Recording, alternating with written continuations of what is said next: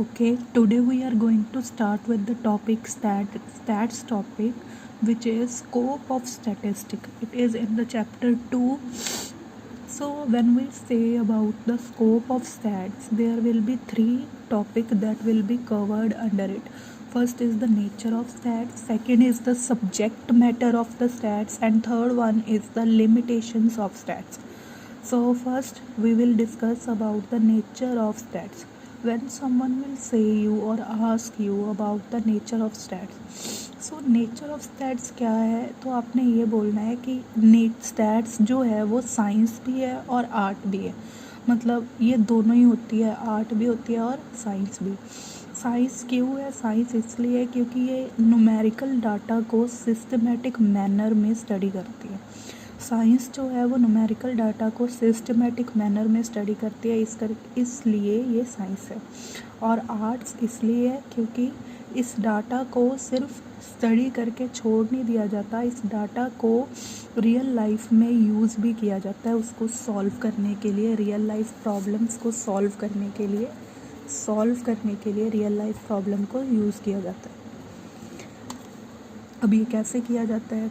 अगर आपने देख लिया कि आपके प्राइजेज़ इंक्रीज़ हो रहे हैं, डाटा पढ़ लिया प्राइजेज़ के इंक्रीज़ होने का, तो गवर्नमेंट उसके अकॉर्डिंग एक्शन लेगी.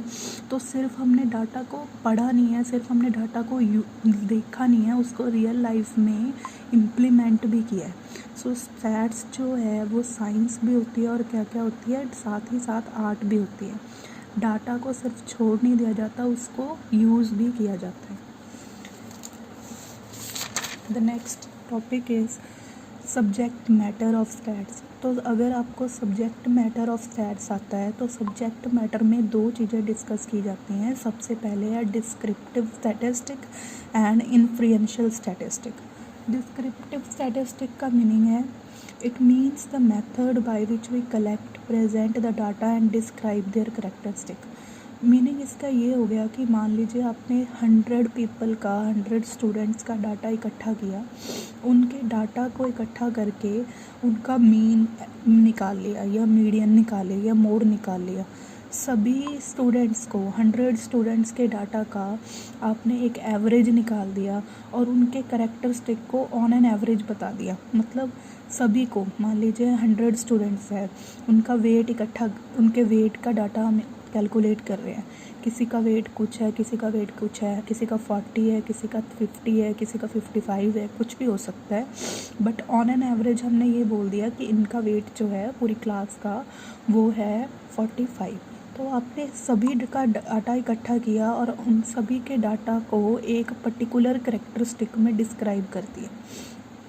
किसी का ज़्यादा भी हो सकता है, किसी का कम भी हो सकता है, बट एक पर्टिकुलर समरी बना दी, डिस्क्रिप्ट कर दिया उन चीज़ों को, उसको बोला जाता है डिस्क्रिप्टिव स्टैटिस्टिक.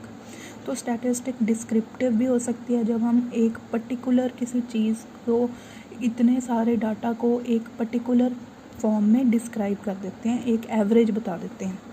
नेक्स्ट है इन्फ्लुएंशियल. इन्फ्लुएंशियल का मीनिंग क्या है? इसमें हम सभी का डाटा इकट्ठा नहीं करेंगे. It means we will take a sample.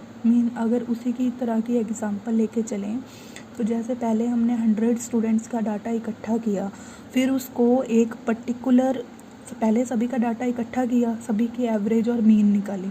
लेकिन इसमें क्या होगा, इसमें हम सभी का डाटा इकट्ठा नहीं करेंगे, इसमें हम मान लीजिए 10 स्टूडेंट्स का डाटा इकट्ठा करेंगे, उसको सैम्पल बोलेंगे. 100 स्टूडेंट्स का डाटा लेने की जगह पे अगर हमने सिर्फ 10 स्टूडेंट्स का डाटा लिया और उसको उसी का मीन निकाल के ये बोल दें कि सभी ग्रुप का डाटा इतना ही होगा, रैंडमली किसी भी 10 बच्चों को चूज़ करके उनका वेट का मीन निकाल के अगर हम बोल दें कि सभी का इतना ही होगा, तो उसको हम क्या बोलेंगे? ये क्या कर रहे हैं? इन्फ्लुएंशियल स्टैटिस्टिक है. It means we take a sample and not the whole group, and on the basis of investigation of the sample we represent the result for the group. So descriptive and influential statistic I think will be clear. इसमें क्या है, descriptive statistic में हम सभी का data लेते हैं, उस डाटा को फिर एक पर्टिकुलर एवरेज निकालते हैं. बट इन्फ्लुएंशियल स्टैटिस्टिक में सबका डाटा नहीं लिया जाता, पूरे ग्रुप का डाटा नहीं निकालते, उसमें से कुछ पर्टिकुलर सैंपल ले लेते हैं, अगर 100 बच्चे हैं तो उसमें से रैंडमली 10 ले लिए, उनका डाटा चूज़ किया, उसका वेट निकाला, उसका एवरेज निकाला, फिर कहा कि वही जो है पूरे ग्रुप को रिप्रेजेंट करता होगा, ये मान लिया। नेक्स्ट जो हमारा टॉपिक होगा वो होगा लिमिटेशन ऑफ स्टैटिस्टिक। क्या है, जो हमने स्टैट्स पढ़ लिया, उसका मीनिंग पढ़ लिया, अब उसकी लिमिटेशन क्या होगी। सबसे पहला है study of numerical fact only. जो स्टैट्स है इसमें सिर्फ, जो स्टैटिस्टिक होती है इसमें सिर्फ न्यूमेरिकल फैक्ट स्टडी किए जाते हैं। इसमें सिर्फ और सिर्फ न्यूमेरिकल फैक्ट स्टडी किए जाते हैं। इसमें किसी भी तरह के क्वालिटेटिव फैक्टर्स को इंक्लूड नहीं किया जाता। क्वालिटेटिव फैक्टर्स कौन से होते हैं, जैसे कि ऑनेस्टी होगी, विजडम हो गया, ये सारी चीज़ें भी इम्पॉर्टेंट होती हैं लेकिन इसको इंक्लूड नहीं किया जाता। तो ये इसकी पहली लिमिटेशन बनती है कि स्टैटिस्टिक में ओनली क्वांटिटेटिव फैक्टर्स लेने हैं, न्यूमेरिकल फैक्ट्स लेने हैं, लेकिन जो क्वालिटेटिव फैक्टर्स हैं वो नहीं लेने। The next thing is study of aggregate only. Stats जो है वो सिर्फ जो है एग्रीगेट्स की स्टडी करता है, किसी एक पर्टिकुलर यूनिट की स्टडी नहीं करता।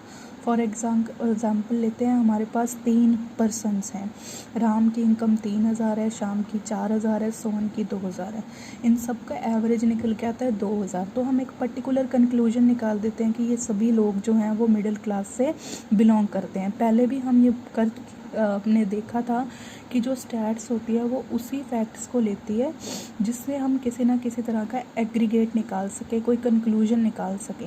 अगर मैं ये बोलती कि राम की इनकम 3000 है तो हम इससे कोई एक पर्टिकुलर कंक्लूजन नहीं निकाल सकते थे, हम ये इन तीनों का आपस में कंपैरिजन नहीं कर सकते थे, ये नहीं कह सकते थे किसकी इनकम ज़्यादा है किसकी कम है, या तीनों ही मिडिल क्लास है। सो हम सिर्फ इसमें एग्रीगेट लेते हैं, इसमें एक पर्टिकुलर पर्सन का नहीं लिया जा सकता। नेक्स्ट जो चीज़ हमारे पास आती है वो है थर्ड पॉइंट, वो है होमोजीनिटी ऑफ डाटा। स्टैटिस्टिक में अगर किसी दो चीज़ों को कंपेयर करना है, अगर आपने कंपैरिजन करना है किसी दो फैक्टर्स का, तो वो दोनों ही फैक्टर्स होमोजीनियस होने चाहिए, वो दोनों कंपेरेबल होने चाहिए, उन दोनों के यूनिट सेम होने चाहिए। जैसे कि अगर आप फूड ग्रेन की प्रोडक्शन है तो उसको किसी न किसी दूसरे फूड ग्रेन की प्रोडक्शन के साथ ही कंपेयर करोगे, उसको फूड ग्रेन को प्रोडक्शन ऑफ क्लोथ्स के साथ कंपेयर नहीं किया जा सकता। सो स्टैट्स में जो थर्ड लिमिटेशन बनती है कि अगर डाटा होमोजीनियस ना हो, यानी एक हमारे पास फूड ग्रेन की प्रोडक्शन वाला डाटा हो और दूसरा क्लोथ्स की प्रोडक्शन वाला डाटा हो, तो उसको कंपेयर करना पॉसिबल नहीं है।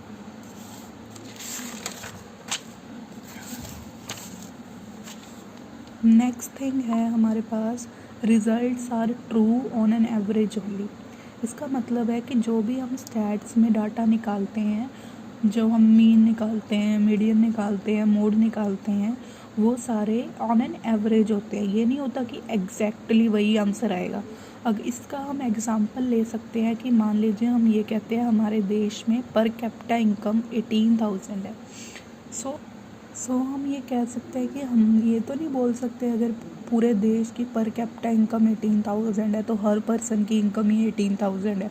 किसी की तो कम भी हो सकती है, किसी की ज़्यादा हो सकती है। फॉर एग्ज़ाम्पल हम ये कह सकते हैं, अपनी लोकेलिटीज़ में देख सकते हैं, किसी की इनकम अगर 4,000 होगी, किसी की 2 लाख भी हो सकती है, इससे कम ज़्यादा हो सकती है। बट हमने जो निकाला है वो ऑन एन एवरेज निकाला है। सिमिलरली जो स्टैट्स का डाटा होता है वो ऑन एन एवरेज की बात करता है।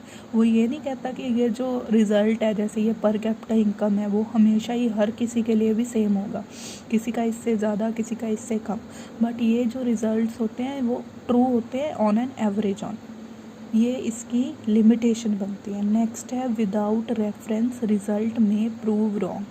इसका मीनिंग है कि अगर आप ध्यान से किसी भी स्टैटिस्टिकल डाटा को ना देखें तो आपके रिज़ल्ट्स रॉन्ग हो सकते हैं।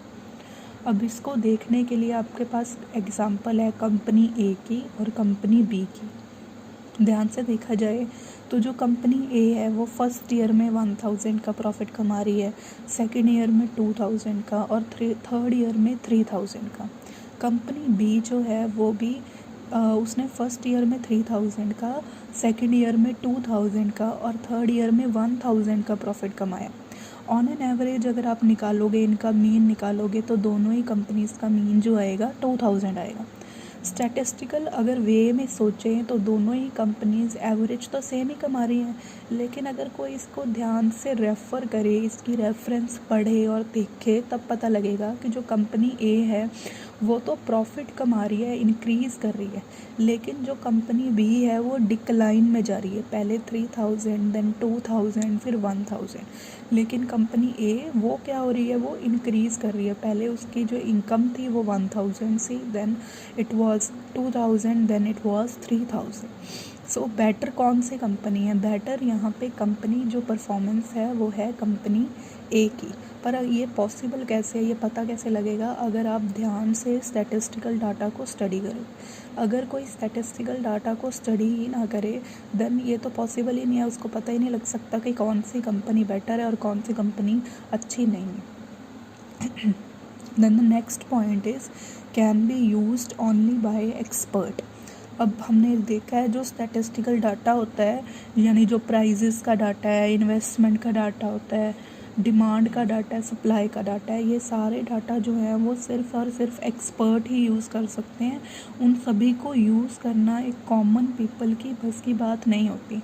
अगर आप सभी को DI का डाटा पढ़ा दिया जाए, so it will not be possible for you all to calculate the results. उसके लिए आप सबको सारी स्टैटिस्टिकल टेक्निक्स के बारे में पता होना चाहिए। जैसे कि जब +1 क्लास में हम इंडेक्स नंबर कैलकुलेट करेंगे आगे चल के, या फिर हम कोफिशिएंट ऑफ कोरिलेशन निकालेंगे, ये सारी चीज़ें जब आप सीख लोगे then only you can use it. लेकिन अगर आज ही आपको ये सब बोला जाए कि निकाल के दिखाओ, तो क्या आप ये कर सकते हो? सो नहीं। सो ये वही पर्सन निकाल सकता है जिसने इस चीज़ की स्टडी की हो, जिसने स्टैट्स को पढ़ा हो। सो ये भी एक इसकी लिमिटेशन बनती है कि कोई भी कॉमन पीपल इसको यूटिलाइज़ नहीं कर पाता। हर किसी के बस की बात नहीं है स्टैटिस्टिक को यूज़ करना। उसके लिए भी आपको पहले पूरी नॉलेज होनी चाहिए। अगर आपके पास नॉलेज है वो कोरिलेशन का डाटा निकालने की, इंडेक्स नंबर निकालने की, या फिर जो डेविएशंस होती हैं वो निकालने की, then only you can do it. अगर ये नहीं है देन तो ये पॉसिबल ही नहीं है। 7th point is prone to misuse. अगर ये स्टैटिस्टिकल डाटा किसी एक ऐसे पर्सन के पास आ जाए जिसको शायद पूरी नॉलेज ना हो, उसने पढ़ा हो लेकिन इतने अच्छे से ना पढ़ा हो, तो वो जो रिज़ल्ट्स निकालेगा, जो रिज़ल्ट्स उसने क्लासिफाई किए हैं या जो आगे जाके उसने रिज़ल्ट प्रोवाइड करवाने हैं, हो सकता है वो गलत बताए, और उससे पूरी की पूरी जो इकॉनमी होती है उसको जो है बेनिफिट नहीं मिलेगा। उसको इससे जो सरकार है ये सारा डाटा यूज़ करती है, गवर्नमेंट हमारी सारे डाटा को यूटिलाइज़ करती है। सो गवर्नमेंट में उसके रॉन्ग जजमेंट से सारे जो रिज़ल्ट्स हैं वो आगे जाके रॉन्ग हो सकते हैं। बट ऐसा पॉसिबल नहीं होता, क्योंकि जो गवर्नमेंट के जो पर्सन्स काम कर रहे हैं वो एक्सपर्ट्स होते हैं, और वो इस चीज़ को मिसयूज़ करें ऐसा पॉसिबल नहीं है। लेकिन एक कॉमन पीपल इस चीज़ को मिसयूज़ कर सकता है। हमारा नेक्स्ट टॉपिक जो होगा वो होगा एडवांटेजेस ऑफ स्टैट्स। जैसे इसकी कई सारी लिमिटेशंस हैं, सिमिलरली इसकी बहुत सारी एडवांटेजेस भी होंगी। जो लिमिटेशंस हैं, जो लिमिटेशन वाला टॉपिक है, नेचर वाला टॉपिक है और सब्जेक्ट मैटर वाला टॉपिक है, वो स्कोप ऑफ स्टैट्स के अंडर आता है। तो ये अगर आपको टॉपिक आए स्कोप ऑफ स्टैट्स डिस्क्राइब करो, देन उसमें लिमिटेशंस भी लिखनी है, उसमें नेचर भी लिखना है, और उसमें आपने लिमिटेशन, नेचर और सब्जेक्ट मैटर तीनों चीज़ें लिखनी है। लेकिन एडवांटेजेस सेपरेट टॉपिक है, ये अगर आपसे पूछा जाएगा एडवांटेजेस तभी लिखना है, इसको स्कोप के अंडर डिस्क्राइब नहीं करना। सो पहली एडवांटेज जो बनती है स्टैट्स की वो है quantitative expression of economic problem. Stats जो है वो किसी भी इकोनॉमिक प्रॉब्लम को क्वांटिटेटिव एक्सप्रेशन देती है। यानी कि अगर आपको ये बोला जाए कि कंट्री में बहुत ज़्यादा अनएम्प्लॉयमेंट है, बस मैं यही बोलती जाऊँ कि इस कंट्री में ज़्यादा अनएम्प्लॉयमेंट है, USA में कम अनएम्प्लॉयमेंट है। ये जो है ये एक पर्टिकुलर मतलब किसी चीज़ को डिफ़ाइन करने का अच्छा तरीका नहीं है। लेकिन अगर आपको फैक्ट्स दे के ये बताया जाए कि इस कंट्री में 21% रेट है अनएम्प्लॉयमेंट का और किसी और कंट्री में से अमेरिका में जो रेट ऑफ अनएम्प्लॉयमेंट है वो 7% है, सो ईज़ी कंपैरिजन होगा। इससे जो है आपका जो प्रॉब्लम पहले भी अनएम्प्लॉयमेंट थी, अब भी अनएम्प्लॉयमेंट है। पहले भी हम अनएम्प्लॉयमेंट को ही डिस्क्राइब कर रहे थे, अब भी हम अनएम्प्लॉयमेंट को ही डिस्क्राइब कर रहे हैं, लेकिन उस चीज़ का जो मतलब इफ़ेक्ट है वो ज़्यादा होता है। उस इकोनॉमिक प्रॉब्लम को हम अच्छे से डिस्क्राइब कर सकते हैं, एक्सप्रेस कर सकते हैं, और ये काम कौन करता है? स्टैट्स करता है। किसी भी इकोनॉमिक प्रॉब्लम को, अनएम्प्लॉयमेंट को, प्राइजेस को फैक्ट से डिस्क्राइब किया जा सकता है। The next point is intersectoral and intertemporal comparison possible. So statistics जो है वो हमारे इंटरसेक्टर मतलब हमारे सेक्टर्स के बीच के कंपैरिजन को पॉसिबल करता है। मतलब अगर मान लो कंपनी ए है, वो किसी एक चीज़ की प्रोडक्शन कर रही है, जैसे क्लोथ की प्रोडक्शन कर रही है, कंपनी बी भी जो है वो क्लोथ की प्रोडक्शन कर रही है। आपने एक साल में कितनी प्रोडक्शन की और दूसरी कंपनी ने कितनी प्रोडक्शन की? मान लीजिए अब दोनों की इन्वेस्टमेंट सेम ही है, तो आपकी प्रोडक्शन ज़्यादा हुई या दूसरे की प्रोडक्शन ज़्यादा हुई? आपने प्रॉफिट्स ज़्यादा कमाए या दूसरी कंपनी ने प्रॉफिट ज़्यादा कमाए? इस चीज़ का कंपैरिजन हम उसके स्टैटिस्टिकल डाटा से कर सकते हैं। दो कंट्रीज़ का कंपैरिजन भी किया जा सकता है। फॉर एग्ज़ाम्पल इंडिया और पाकिस्तान, किसकी प्रोडक्शन ज़्यादा है, किसका अनएम्प्लॉयमेंट रेट ज़्यादा है, किसने access to water resources clean water resources ज़्यादा हैं। ये सारे जो कंपैरिजन हैं वो स्टैटिस्टिकल डाटा से ही, न्यूमेरिकल डाटा से ही पॉसिबल होते हैं। The next thing is inter temporal comparison. अब इंटर टेम्पोरल कंपैरिजन का मीनिंग क्या होता है? इंटर टेम्पोरल कंपैरिजन का मीनिंग है कि हम सिर्फ दो सेक्टर्स के बीच का कंपैरिजन ही नहीं कर सकते, हम आपस अपनी ही कंपनी का डिफरेंट टाइम का कंपैरिजन भी कर सकते हैं। फॉर एग्ज़ाम्पल 2019 में मैंने प्रोडक्शन की, हमारी कंपनी ने, मान लीजिए कंपनी ये है, वो अपना ही कंपैरिजन करना चाहती है। 2019 में उसने जो प्रोडक्शन की है वो प्रोडक्शन हुई है से 50 लैक्स की। 2020 में अगर उसने जब 2020 ख़त्म होगा तो वो देखेगी कि उसकी प्रोडक्शन पिछले ईयर के कंपैरेटिवली ज़्यादा हुई है, कम हुई है। जो भी पॉसिबल कंडीशंस रहीं वो सही रही, उसको आके क्या करना चाहिए ताकि वो उसको सही कर। अब जो नेक्स्ट थिंग हमने करनी है वो है, नेक्स्ट एडवांटेज है स्टैट्स की, वो है working out cause and effect. जो स्टैट्स है वो डिफरेंट चीज़ों के बीच में रिलेशनशिप को फाइंड करने का भी काम करती है। फॉर एग्ज़ाम्पल हमने डिमांड का डाटा देख लिया, हमने देखा कि हमारी जो डिमांड है पहले 3000 की थी, फिर 4000 की होगी, फिर 5000 की होगी, फिर 6000 की होगी। साथ ही साथ इन्वेस्टमेंट भी देखी उस ईयर में। मतलब पहले मान लीजिए 2008 में डिमांड 3000 थी, फिर उसके बाद वो उस टाइम पे इन्वेस्टमेंट जो थी वो 4000 की हुई थी।